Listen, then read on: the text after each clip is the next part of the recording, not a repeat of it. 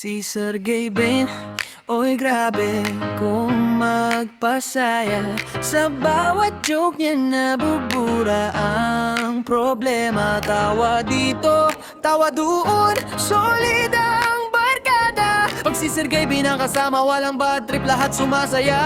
Pag nangagot ka sa kanya, papasok pa lang may pa-joke na biglaan. Hoy, wag kang malungkot, utang ko nga mas malalapad yan. Tawa yung tropa, pati kapitbahay sumasama. Ang saya parang fiesta, kahit walang handa. Si Sergey Bin yan kalmado pero may pasabog. Parang kape pag dumating gising lahat di ka aantokin. Kahit simpleng kwento niya ay nakakaaliw, pati problema mo bigla na lang makakansles.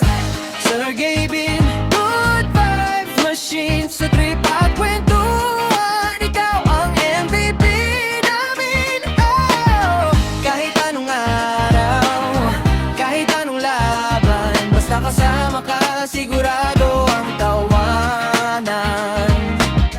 Tuwing dumarating si Sergey Bin, parang fiesta ang paligid, grabe ang saya.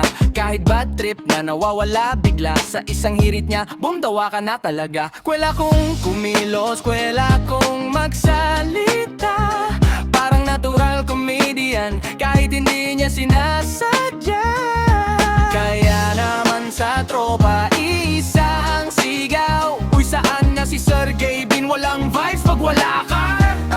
Yo, pag pumasok si Sergey Bin, automatic ang ngiti, parang libre wifi, lahat ng lungkot ay napapawi. Di kailangan ng mic pero solid yung punchline. May joke sa umaga at gabi pang prime time. Comedy pelikula parang nood sa television. Kapag siya may vision, kalokohan ng misyon. Si Sergey Bin yan walang filter pero wholesome, walang toxic vibes, lahat ito ay welcome.